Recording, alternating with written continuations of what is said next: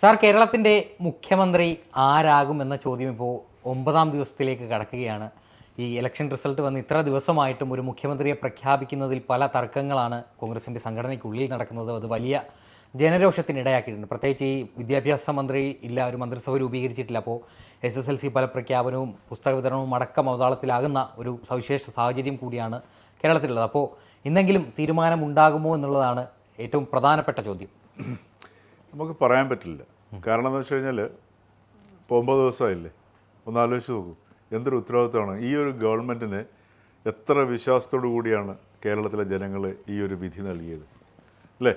അതും വളരെ വ്യക്തമായ വിധി, ഒരു സംശയത്തിന് പോലും വകയില്ല. നാരോ എഡ്ജല്ല 20 ലക്ഷം വോട്ടാണ്, 19 ലക്ഷത്തിന് ഇഷ്ട വോട്ടാണ് UDF-നേക്കാൾ കൂടുതൽ LDF-നേക്കാൾ കൂടുതൽ UDF-ന് കിട്ടിയിരിക്കുന്നത്. കഴിഞ്ഞ പ്രാവശ്യം LDF അധികാരത്തിൽ വന്നപ്പം UDF-നേക്കാൾ 12 ലക്ഷം വോട്ടിന് അധികമാണ് വന്നത്. അതിനു മുമ്പ് ഉമ്മൻചാണ്ടി സർക്കാർ അധികാരത്തിൽ വന്നപ്പം LDF-ഉം UDF-ഉം തമ്മിലുണ്ടായിരുന്ന വ്യത്യാസം എന്ന് പറയുന്നത് 1 ലക്ഷത്തിന് ഇഷ്ട വോട്ടിൻ്റെ ആയിരുന്നു. അപ്പോൾ ഇത് നോക്കണം, ഇതെല്ലാം ജനവിധിയാണ് കാണിക്കുന്നത് അല്ലേ? അപ്പോൾ ഇത്രയും ഒരു 20 ലക്ഷത്തിനടുത്ത് വോട്ടിൻ്റെ ഭൂരിപക്ഷത്തും കൊടുത്ത് ഈ സർക്കാരിന് അല്ലെങ്കിൽ ഈ ഒരു മുന്നണിയെ കൃത്യമായ മാൻഡേറ്റാണ് കൊടുത്തത്. അതായത് സകല മതവർഗീയ വിഭാഗീയ ചിന്തകൾക്കും എതിരായിട്ടുള്ള ഒരു വിധിയായിരുന്നു. ന്യൂനപക്ഷ ആയാലും ഭൂരിപക്ഷമായാലും. അതേപോലെ തന്നെ നമ്മൾ നോക്കേണ്ട കാര്യങ്ങൾ പത്തനാപുരം മണ്ഡലം, ബേപ്പൂർ മണ്ഡലം, ഒറ്റപ്പാലം, അതുപോലെ തന്നെ ഇവിടെയൊക്കെ ജനങ്ങളെടുത്ത ആ വിധി നോക്കണം.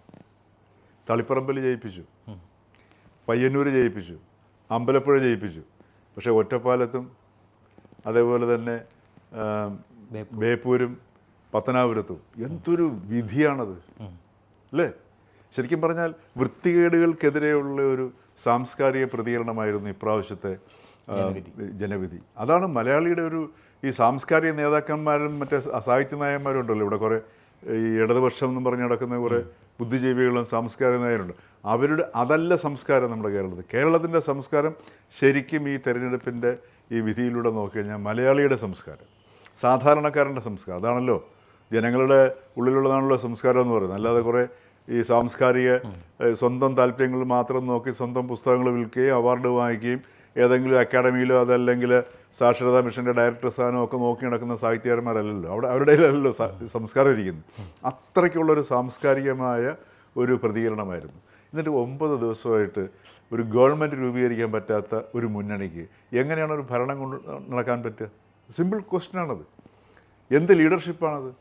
കോൺഗ്രസിൻ്റെ ഹൈക്കമാൻഡ്, കേരളത്തിലെ ജനങ്ങളല്ലേ ഹൈക്കമാൻഡ് അല്ലേ? നമ്മളല്ലേ വോട്ട് കൊടുത്തിരിക്കുന്നത്, നമ്മളല്ലേ നിശ്ചയിക്കേണ്ടത് ആരായിരിക്കണം നമ്മൾ ഭരിക്കേണ്ടത്. അപ്പം നമ്മൾ നോക്കുന്ന സമയത്ത് നമുക്കൊരു ഇപ്പോൾ ശരിക്കും പറഞ്ഞാൽ 2 കാര്യങ്ങളാണ് ഈ തെരഞ്ഞെടുപ്പിൽ പ്രവർത്തിച്ചിട്ടുള്ളത്. ഒന്ന്, ഇടതുപക്ഷ മുന്നണിയുടെ ഭാഗത്തു നിന്നുണ്ടായ ഒട്ടേറെ അനഭിലഷണീയമായ പ്രവർത്തനങ്ങൾ, അസ്വീകാര്യമായ സംസ്കാരത്തിന് ചേരാത്ത രീതിയിലുള്ള മുഖ്യമന്ത്രിയുടെ പ്രതികരണങ്ങൾ, ജനവിരുദ്ധമായിട്ടുള്ള നടപടികൾ, ഇതിനൊക്കെ എതിരെയാണ് ഒരു ഭാഗത്ത്. അതോടൊപ്പം തന്നെ മറുഭാഗത്ത് ഒരു പണ്ടുണ്ടായിരുന്ന ദുശീലങ്ങളിൽ നിന്നൊക്കെ പുറത്തു വന്നു എന്ന് ജനങ്ങൾ തുടങ്ങിയ ഒരു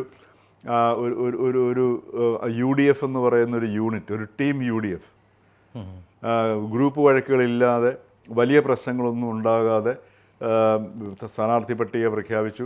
അതിനു മുമ്പ് തന്നെ വളരെ ഈ ഉപതെരഞ്ഞെടുപ്പുകളിലൂടെയൊക്കെ നഷ്ടപ്പെട്ടു പോയ ഒരു വിശ്വാസ്യത വീണ്ടെടുത്തു. അങ്ങനെ വളരെ ഒരു UDF-നെ നമ്മൾ ക്യൂറേറ്റ് ചെയ്ത് കൊണ്ടുവരിക എന്ന് പറയും. അങ്ങനെ ക്യൂറേറ്റ് ചെയ്ത് കൊണ്ടുവന്ന ഒരു UDF, അതിന് നേതൃത്വം നൽകിയത് VD സതീശനായിരുന്നു. മാത്രമല്ല വർഷങ്ങൾക്ക് ശേഷം, ഉദാഹരണത്തിന് LDF-ൻ്റെ ഭാഗത്തുനിന്നും UDF-ൻ്റെ ഭാഗത്തുനിന്നും കാണാത്ത ഒരു നിലപാടുകൾ, ചില വിഷയങ്ങളിലുള്ള വ്യക്തമായ നിലപാടുകൾ സതീശൻ പ്രഖ്യാപിച്ചു. കേരളത്തിലെ ഈ വർഗീയ കോമരങ്ങളുടെ മുമ്പിൽ അവരുടെ തിണ്ണനിറങ്ങാൻ പോകില്ല, അവരുടെ വിദ്വേഷമൊന്നും പ്രകടിപ്പിക്കാതെ തന്നെ അവരുടെ സമൂഹത്തിൻ്റെ വിരുദ്ധമായിട്ടുള്ള പ്രസ്താവന നടത്തുമ്പോൾ അതിനെതിരെ അങ്ങനെ പറയാൻ പാടില്ല എന്ന് ശക്തമായിട്ട് പറഞ്ഞ് ഏക നേതാവ് കേരളത്തിൽ VD സതീശനാണ്. അതിനൊക്കെ കിട്ടിയ ഒരു അംഗീകാരം കൂടെയാണ്. അപ്പം ഒരു ജനരോഷവും ഉണ്ടായിരുന്നു, അതോടൊപ്പം തന്നെ ഈ മുന്നണിയോടുള്ള ഒരു ആഭിമുഖ്യം ഉണ്ടായിരുന്നു. അപ്പോൾ ഇത് രണ്ടും കൂടെ ചേർന്നാണ് ഈ 102 സീറ്റ് അഭൂതപൂർവമായൊരു വിജയമാണ് ഈ സാഹചര്യത്തിൽ കിട്ടുകയും LDF തകർന്നടിഞ്ഞു അല്ലേ? അപ്പോൾ ഇത്തരം ഒരു സാഹചര്യത്തിൽ എല്ലാവരും കരുതിയിരുന്ന UDF-കാർക്ക് സ്വാഭാവികമായിട്ട് ആർത്തി കൂടുതലാണ്, അധികാരത്തിനോടൊക്കെ ഭയങ്കരമായ ആർത്തിയാണ്. അപ്പോൾ അത് കുറേ കഴിയുമ്പോഴത്തേക്കെങ്കിലും നമ്മൾ വിചാരിച്ചിരുന്ന ഒരു കുറച്ച് 2 കൊല്ലം കഴിയുമ്പോഴത്തേക്ക് നമ്മൾ വിചാരിക്കും അയ്യോ ഇതിനേക്കാൾ ഭേദമായിരുന്നു പിണറായി വിജയൻ സർക്കാർ എന്ന് നമ്മളെ കൊണ്ട് പറയിപ്പിക്കും എന്നൊരു നമ്മുടെ പശ്ചാത്തലത്തിലൊരു ധാരണ ഉണ്ടായിരുന്നു. പക്ഷേ ഗവൺമെൻറ് രൂപീകരിക്കുന്നതിന് മുമ്പ് തന്നെ നമുക്ക് അങ്ങനെ പറയിപ്പിക്കുന്നുള്ളൂ. ഇപ്പോൾ നാളെ ഒരു തിരഞ്ഞെടുപ്പ് നടക്കുകയാണെങ്കിൽ 62 സീറ്റല്ലേ UDF കോൺഗ്രസ് 61 സീറ്റ്, 30 സീറ്റ് കിട്ടുമെന്ന് ഉറപ്പിക്കാൻ പറ്റത്തില്ല. എനിക്ക് തോന്നുന്നു ജനം ചിലപ്പോൾ ഒരു സീറ്റ് പോലും കൊടുക്കാത്ത രീതിയിലുള്ള ഒരു വിധിയെഴുത്തായിരിക്കും നാളെ ഒരു തിരഞ്ഞെടുപ്പ് നടക്കുകയാണെങ്കിൽ ഉണ്ടാവുക. കാര്യം അത്രയ്ക്ക് വെറുപ്പിച്ചു, ജനങ്ങളുടെ മാൻഡേറ്റിനെ ചവിട്ടിമതിച്ചു വിട്ടു. എന്നിട്ട് എന്താണ് ഒന്ന് ആലോചിച്ച് നോക്കൂ, KC വേണുഗോപാൽ എന്ന് പറയുന്ന നേതാവ്, അദ്ദേഹം ഹൈക്കമാൻഡാണ്. ഈ ഹൈക്കമാൻഡിനെയാണ് നമ്മൾ ഈ കേരളത്തിലുള്ള കോൺഗ്രസ്സുകാർ എന്തോ വലിയ സംഭവമായിട്ട് കണക്കാക്കി ഹൈക്കമാൻഡ് നിടയ്ക്ക് പറഞ്ഞുകൊണ്ടിരിക്കുന്നത്. തീരുമാനം വരാനുണ്ടെന്ന് പറയുമ്പോഴും ഹൈക്കമാൻഡ് എന്ന് പറയുന്നത് ഇത് ഹൈക്കമാൻഡിൻ്റെ ഭാഗമായിട്ടുള്ള രാഹുൽ ഗാന്ധിയും മല്ലികാർജുൻ ഖാർഗെയും എല്ലാം വേണുഗോപാലിൻ്റെ ഉപദേശത്തിൽ നീങ്ങുന്ന കക്ഷികളാണ്. രാഹുൽ ഗാന്ധിക്ക് സ്വന്തമായിട്ട് ചിന്തിക്കാനും തീരുമാനമെടുക്കാനുള്ള ശേഷിയില്ല. അത് പ്രൊവൈഡ് ചെയ്യുന്നത് വേണുഗോപാലാണ്. അപ്പം രാഹുൽ ഗാന്ധിയുടെ ഒരു ഉത്തരവ് കാത്തു നിൽക്കുന്ന വ്യക്തിയാണ് മല്ലികാർജുൻ ഖാർഗെ. ഒന്ന് ആലോചിച്ച് നോക്കുക, കോൺഗ്രസ് ഹൈക്കമാൻഡ് എന്ന് പറഞ്ഞാൽ അതാണ്. അപ്പോൾ അവരുടെ ആ ഹൈക്കമാൻഡാണ് ഇപ്പം നമ്മൾക്ക് ഒരു വലിയ തടസ്സമായി നിൽക്കുന്നത്. എങ്ങനെയാണ് കോൺഗ്രസ് ഓരോ സംസ്ഥാനങ്ങളിലും തകർന്ന് തരിപ്പണമായിട്ടുള്ളതെന്നുള്ളത് തിരിച്ചറിയാനായിട്ട് ഏറ്റവും നല്ല ഉദാഹരണമാണിത്. കേരളത്തിലും കോൺഗ്രസിൻ്റെ തകർന്ന അടിയലിൻ്റെ തുടക്കം കുറിച്ച് കഴിഞ്ഞു. ഇനിയിപ്പോൾ നാളെ ആര് അധികാരത്തിൽ വന്നു കഴിഞ്ഞാൽ, VD സതീശൻ അധികാരത്തിൽ വന്നു കഴിഞ്ഞാൽ ഒന്ന് ആലോചിച്ച് നോക്കൂ, വ്യത്യസ്തമായ ഗ്രൂപ്പുകളായില്ലേ അല്ലേ? നിയമസഭയിൽ തന്നെ പല ഇപ്പം 47 MLA-മാരിൽ നിന്ന് മന്ത്രിമാരുണ്ടാക്കുമ്പോഴത്തേക്ക് സംശയത്തോടെ അല്ലേ നമ്മളും കാണുന്നത്, ഇത് KC-യുടെ കക്ഷിയാണ് അല്ലേ? അപ്പോൾ ആര് മുഖ്യമന്ത്രിയായാലും, ഇപ്പം KC മുഖ്യമന്ത്രി ആയിക്കഴിഞ്ഞാലും ഇതുപോലെ തന്നെ സംഭവിക്കും. അപ്പോൾ കേരളത്തിൽ കോൺഗ്രസിനകത്ത് വ്യക്തമായ ഒരു ഡിവിഷൻ ഉണ്ടായിക്കഴിഞ്ഞു. അപ്പോൾ ഇനി ഏത് വ്യക്തി മുഖ്യമന്ത്രിയായിട്ട് വന്നു കഴിഞ്ഞാലും ഈ ഡിവിഷൻ വീണ്ടും വർക്ക് ചെയ്യുകയാണ് ഗ്രൂപ്പുകളായിട്ട്. അധികാരം വരുമ്പോഴത്തേക്ക് സ്വാഭാവികമായിട്ടും ഗ്രൂപ്പും വീണ്ടും സജീവമാകും.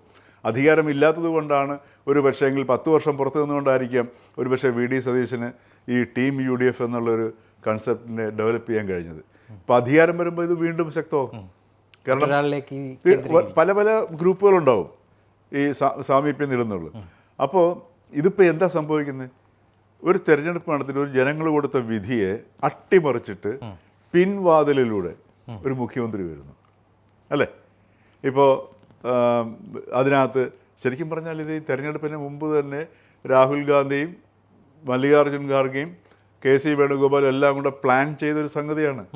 ജനങ്ങളെ കൊണ്ട് വോട്ട് ചെയ്യിക്കുക, ജയിപ്പിക്കുക, ജയിച്ചിട്ട് ഞാൻ പിൻവാതിലിലൂടെ മുഖ്യമന്ത്രിയാവുക.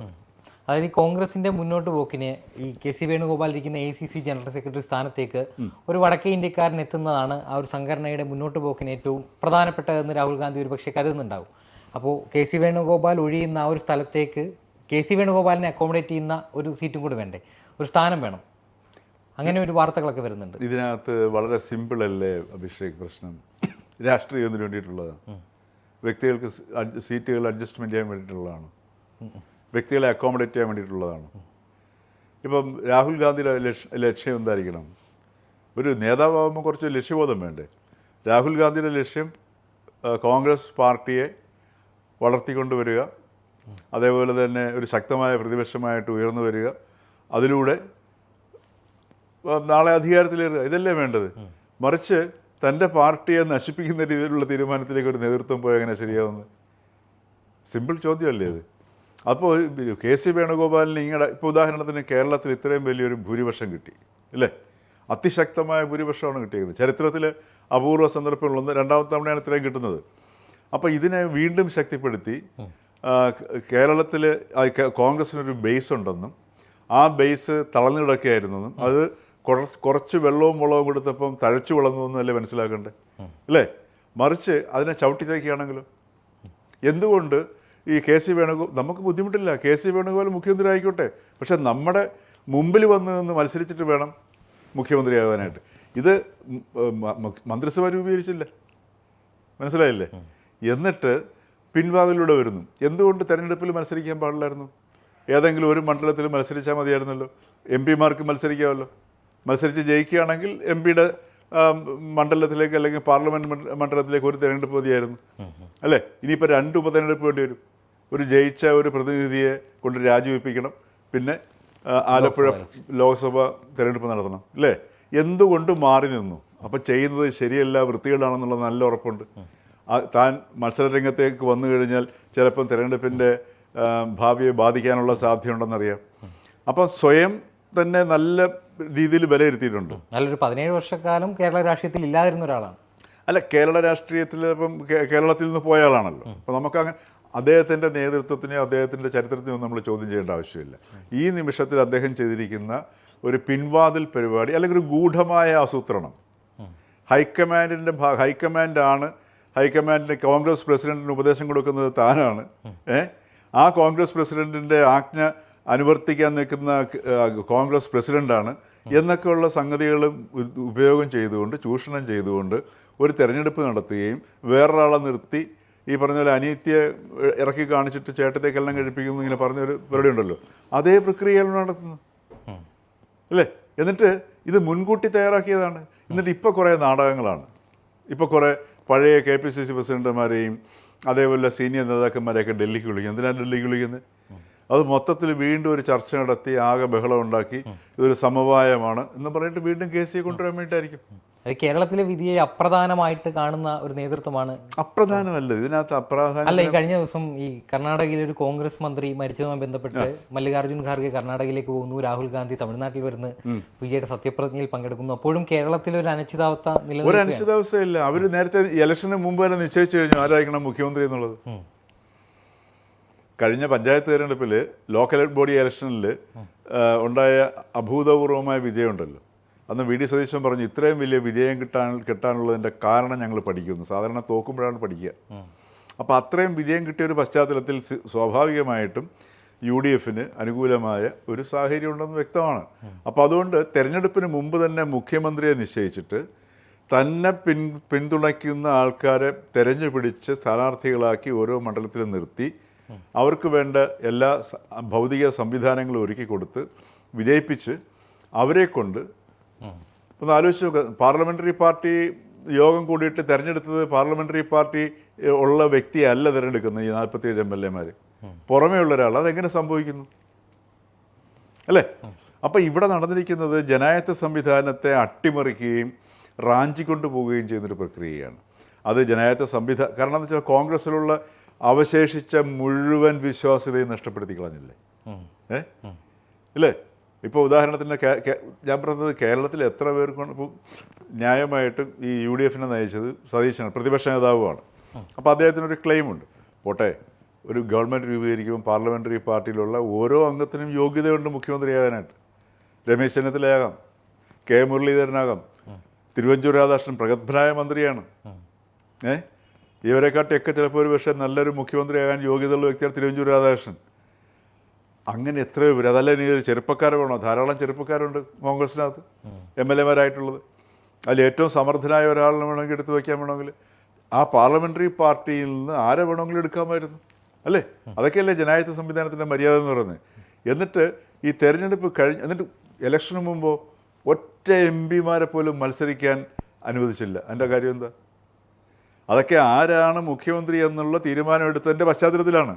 അതുകൊണ്ടാണ് ഒരു പ്രശ്നമില്ല, നമുക്ക് ഈ കേരളത്തിൻ്റെ മുഖ്യമന്ത്രി ആരാകണമെന്നുള്ള വലിയ പ്രസക്തി ഇല്ലാത്ത രീതിയിൽ ഹൈക്കമാൻഡ് പെരുമാറുമെന്ന് നമുക്ക് തോന്നാൻ കാരണം, ഖാർഗെ കർണാടകത്തിലും രാഹുൽ ഗാന്ധി തമിഴ്നാട്ടിലൊക്കെ ഒന്ന് പോകാൻ കാരണം അവർ മുഖ്യമന്ത്രി നേരത്തെ തീരുമാനിച്ചു. ഇനിയിപ്പോൾ കുറേ ടൈം ഇങ്ങനെ ബൈ ചെയ്യുകയാണ്. ആരെങ്കിലും ഒതുങ്ങണം. അപ്പോൾ അതിനിടയ്ക്ക് ഇത് കാലം മാറി ഇതുവരെ തിരിച്ചറിയുന്നില്ല. അപ്പോൾ അതിനു വേണ്ടി ഒരു ഇതായിട്ട് അവർ വിചാരിക്കുന്നത് ഇപ്പോൾ KC വേണുഗോപാൽ മുഖ്യമന്ത്രിയായിട്ട് തിരഞ്ഞെടുക്കപ്പെടുന്നു, വരുന്നു. ആദ്യം ചിലപ്പോൾ കുറച്ച് പ്രതിഷേധമൊക്കെ ഉണ്ടാവും. അത് കഴിഞ്ഞ് KSRTC ബസ്സിൽ സ്ത്രീകൾക്ക് പിറ്റേ ദിവസം തൊട്ട് സൗജന്യ യാത്ര, പിന്നെ അതിൻ്റെ കുറേ PR വർക്കുകൾ, മറ്റു ചില തീരുമാനങ്ങളൊക്കെ എടുത്ത് ഒരു അന്തരീക്ഷമൊക്കെ അങ്ങോട്ട് മാറ്റി, ഒരു ഇമേജ് അങ്ങോട്ട് മാറി, പിന്നെ ജനങ്ങൾ മറക്കും എന്നുള്ളതാണ് അവർ കരുതിയിരിക്കുന്നത്. പക്ഷേ ഇത് ജനങ്ങളുടെ ഉള്ളിൽ ഈ കോൺഗ്രസിനെ കുറിച്ചിട്ടുള്ള സകല വിശ്വാസ്യത നഷ്ടപ്പെട്ടു. ഇനി ഏത് നേതാവ് വന്നു കഴിഞ്ഞാലും ഇപ്പോൾ ഉദാഹരണത്തിന് ഇനിയിപ്പോൾ നാളെ ഒരു പ്രതിപക്ഷ നേതാവ് വരുന്നിരിക്കട്ടെ, കോൺഗ്രസ് നഷ്ടപ്പെട്ട്, ആ വ്യക്തിക്ക് ആത്മാർത്ഥമായിട്ട് ഈ പാർട്ടിയിൽ പ്രവർത്തിക്കാൻ പറ്റും? പറ്റില്ല. കാര്യം മെരിറ്റ് എന്നുള്ളൊരു സാധനം ഈ കോൺഗ്രസ് പരിഗണിക്കുന്നതേ ഇല്ല. ഇപ്പോൾ നാളെ KC വേണുഗോപാൽ മുഖ്യമന്ത്രിയായിട്ട് വന്നു കഴിഞ്ഞാൽ മെരിറ്റിന് വല്ല സ്ഥാനം ഉണ്ടാവും? ഓരോരോ ഇഷ്ടക്കാർ ഓരോ മെരിറ്റ് ആവശ്യമായുള്ള സ്ഥാനങ്ങളിൽ ഓരോരോ ഇഷ്ടക്കാരെ കൊണ്ട് നിയമിക്കും. ഇപ്പോൾ PSC ആണെങ്കിലും സർവകലാശാലയിലെ വൈസ് ചാൻസലർമാരാണെങ്കിലും അവിടെയൊക്കെ ഇപ്പോൾ നമ്മുടെ ഏറ്റവും വലിയൊരു ഗതികേടെന്ന് പറഞ്ഞാൽ അതാണ്. ഇത്തരം സ്ഥാപനങ്ങളിലെ നായകസ്ഥാനത്തുള്ളവർ ബിലോ ആവറേജ് ആയിട്ടുള്ള ആൾക്കാരാണ്, അല്ലേ? നമുക്കൊരു ഇന്ന് കേരളത്തിൽ നിന്നൊരു യൂണിവേഴ്സിറ്റി തലത്തിലുള്ളൊരു പ്രൊഫസറെയോ അതല്ലെങ്കിൽ ഒരു വൈസ് ചാൻസലറോ എടുത്ത് നമുക്ക് ഉയർത്തി കാട്ടാനുണ്ടോ? വിദ്യാഭ്യാസത്തെക്കുറിച്ചൊരു ധാരണ സമൂഹമായിട്ട് പങ്കുവയ്ക്കുന്ന ഒരു വൈസ് ചാൻസലർ നമുക്കുണ്ടോന്ന്? ഇവരൊക്കെ പണ്ട് ഇതൊക്കെ ആയിരുന്നില്ലേ? ഇപ്പോൾ വൈസ് ചാൻസലർ എന്ന് പറയുമ്പോഴത്തേക്ക് ഒരു കോളേജ് വിദ്യാർത്ഥിക്ക് ചോദിച്ചു നോക്കുകയാണ്, ഏതെങ്കിലും ഒരു വൈസ് ചാൻസലർ ഒരു ഉന്നത വിദ്യാഭ്യാസത്തെക്കുറിച്ചിട്ട് നിങ്ങളെ സ്വാധീനിക്കുന്ന രീതിയിൽ എന്തെങ്കിലും നിങ്ങൾക്ക് മനസ്സിലാക്കാൻ പറ്റിയ വാചകം പറഞ്ഞ് ഏതെങ്കിലും ഒരു വൈസ് ചാൻസലറുടെ അല്ലെങ്കിൽ കേരളത്തിലെ ഏതെങ്കിലും ഒരു പ്രൊഫസറുടെ ഒരു വാചകമോ ഒരു സമീപനമോ നിങ്ങൾക്ക് ഓർക്കാൻ പറ്റുമോ എന്ന് വെച്ചാൽ കേരളത്തിലെ ഏതെങ്കിലും ഒരു കോളേജ് വിദ്യാർത്ഥിക്ക് അങ്ങനെ പറയാൻ പറ്റുമോ? പറ്റില്ല. കാരണം എന്ന് വെച്ചാൽ ഇതിങ്ങനെ LDF അവരുടേതായിട്ടുള്ള ആൾക്കാരെ കൊണ്ട് നിറച്ചു. ഇനിയിപ്പം KC വേണുഗോപാൽ വരുവാണെങ്കിലും ഒരു ടീം അങ്ങോട്ട് നിരക്കും. മനസ്സിലായില്ലേ? അപ്പോൾ ഇത് കേരളത്തിൻ്റെ സർവ്വതോന്മുഖമായ ഒരു പിന്നോട്ടടിക്കാനുള്ളൊരു കാരണമാവുകയും അതോടൊപ്പം തന്നെ കോൺഗ്രസിൻ്റെ പതനം ആരംഭിച്ചു കഴിഞ്ഞു. കേരളത്തിൽ തെക്കേ ഇന്ത്യയിൽ കോൺഗ്രസിൻ്റെ പതനം ആരംഭിക്കുന്നത് ഏറ്റവും ഇതൊക്കെയായിട്ടുള്ള കേരളത്തിൽ നിന്നാണ്. അത് തുടങ്ങിക്കഴിഞ്ഞു.